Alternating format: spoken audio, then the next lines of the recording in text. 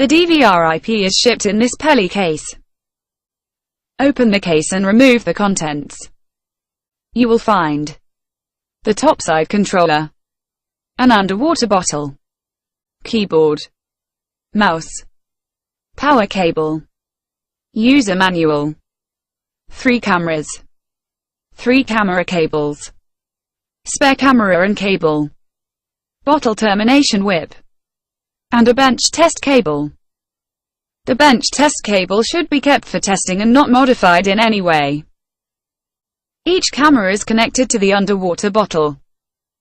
The underwater bottle is then connected to the ROV via the 6-way connector, which is power and Ethernet. The topside controller needs a keyboard, mouse and monitor to be connected. The Ethernet connection is made to the underwater bottle, via the ROV. To test the system and to debug any operational problems, the underwater bottle should be directly connected to the topside using the bench test cable.